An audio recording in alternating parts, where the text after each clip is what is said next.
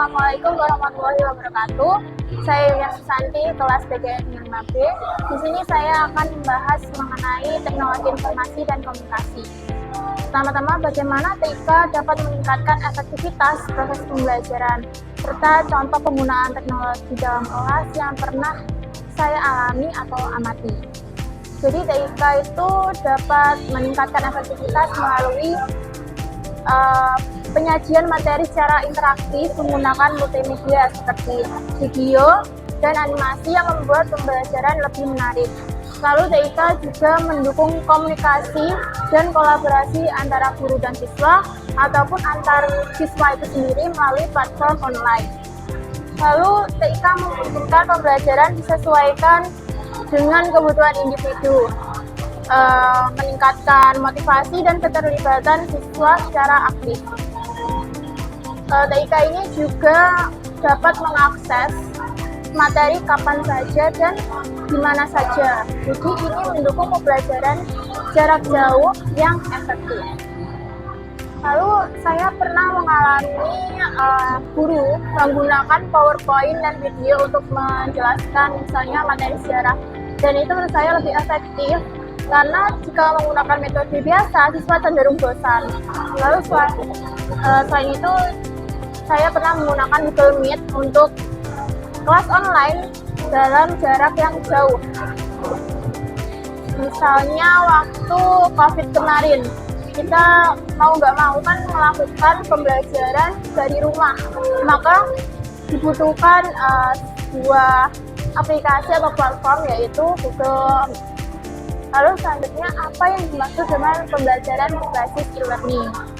Jadi pembelajaran berbasis e-learning adalah metode pembelajaran yang memanfaatkan teknologi informasi dan komunikasi, terutama internet, untuk menyampaikan sebuah materi pendidikan secara elektronik. E-learning memungkinkan siswa untuk belajar kapan saja dan di mana saja tanpa batasan fisik ruang kelas. Materi dapat disajikan dalam bentuk berbagai format, seperti teks, video, dan audio, serta dapat diakses melalui platform online. Ini juga mencakup pembelajaran jarak jauh yang memfasilitasi interaksi antara pengajar dan juga peserta didik meskipun jarak terpisah jauh. Lalu, apa saja kelebihan dan kekurangan dalam pembelajaran e-learning ini? Menurut saya, untuk pembelajaran e-learning dalam konteks pendidikan tinggi, kelebihannya yaitu yang pertama, pembelajaran ini mengakibatkan fleksibilitas waktu dan tempat. Jadi mahasiswa dapat belajar sesuai dengan jadwal dan kecepatan mereka sendiri.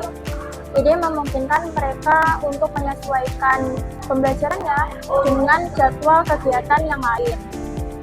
Lalu pembelajaran e-learning ini juga mengakibatkan aksesibilitas yang lebih luas.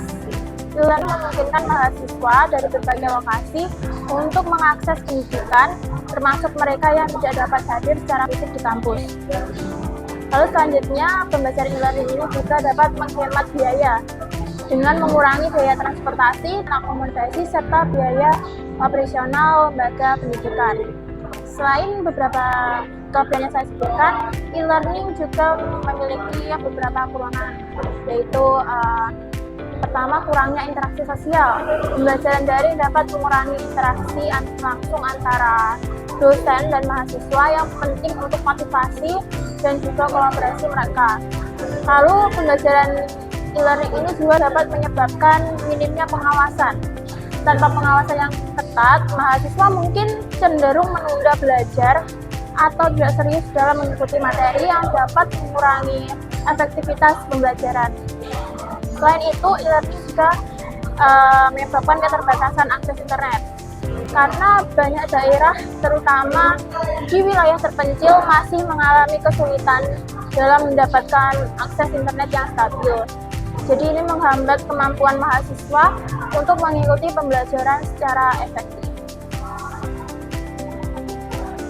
Lalu, bagaimana langkah-langkah untuk membuat sebuah media pembelajaran digital? Jadi yang pertama kita akan melakukan analisis kebutuhan. Jika kita membuat media pembelajaran, baik itu berbasis digital, teknologi, ataupun yang non-teknologi, kita perlu melakukan analisis kebutuhan. Jadi kita mengidentifikasi kebutuhan siswa dan tujuan pembelajaran.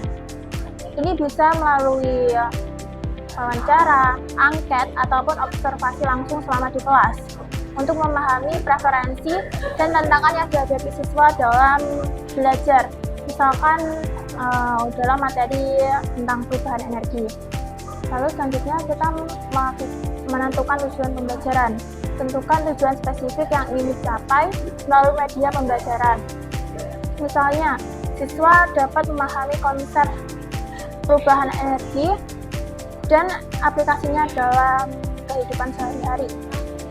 Lalu selanjutnya kita bisa mulai mendesain konten. Rancang konten yang akan disampaikan termasuk teks, gambar, dan juga video yang relevan. Pastikan konten mudah dipahami dan menarik bagi siswa. Setelah itu kita mulai mengembangkan media. Misalnya dalam kali ini saya menggunakan media website EdukaPlay untuk membuat aktivitas interaktif seperti kuis atau permainan yang berkaitan dengan perubahan energi. Kita sesuaikan elemen visual dan audio untuk meningkatkan keterlibatan siswa. Di website ini kita dapat memilih berbagai template untuk membuat soal yang lebih menarik. Lalu selanjutnya kita melakukan uji coba dengan sekelompok kecil siswa untuk mendapatkan umpan balik mengenai efektivitas dan daya tarik media yang telah dibuat. Lalu yang terakhir kita akan melakukan evaluasi. Setelah penggunaan media, evaluasilah hasil belajar siswa dan kumpulkan umpan balik untuk menilai apakah media tersebut efektif jika digunakan. Lalu jika kurang efektif, kalian bisa melakukan perbaikan. Lalu saya akan memberikan beberapa contoh untuk aplikasi atau perangkat lunak yang dapat digunakan dalam proses pembelajaran. Yang pertama saya akan membahas mengenai Google Classroom. Jadi platform ini merupakan platform manajemen kelas yang memungkinkan guru untuk mengelola tugas, memberikan umpan balik, ataupun berkomunikasi dengan siswa. Misalnya, guru dapat membuat kelas virtual, memberikan tugas, dan mengunggah materi pelajaran seperti video ataupun dokumen. Dan di Google Classroom, guru bisa mengatur kapan batasan terakhir siswa bisa menemukan tugasnya. Lalu selanjutnya saya akan membahas mengenai Edmodo. Jadi Edmodo adalah jaringan sosial pendidikan yang memungkinkan interaksi antara guru dan juga siswa serta berbagi materi pelajaran. Contohnya, guru dapat membuat grup kelas berdiskusi, berbagi tugas, dan memberikan pengumuman kepada siswa. Aplikasi ini hampir mirip dengan Google Classroom. Lalu selanjutnya, saya akan membahas Google Meet. Aplikasi ini merupakan aplikasi konferensi video yang memungkinkan pertemuan online secara real-time antara guru dan juga siswa. Contohnya, guru dapat mengadakan kelas daring secara langsung dengan siswa dimanapun mereka berada. Lalu yang keempat ada Quizizz. Platform ini dibuat untuk membuat kuis interaktif yang dapat digunakan untuk evaluasi pembelajaran. Contohnya, guru dapat membuat soal atau kuis tentang materi pembelajaran yang telah diberikan dan siswa dapat mengerjakannya. Di Quizizz ini, kalian sebagai guru dapat melihat berapa lama mereka mengerjakannya dan siapa yang paling tinggi.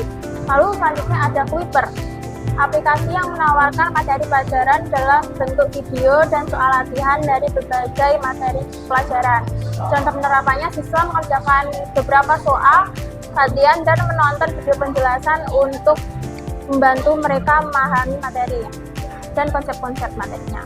Itu saja yang dapat saya sampaikan. Wassalamualaikum warahmatullahi wabarakatuh. Bye-bye.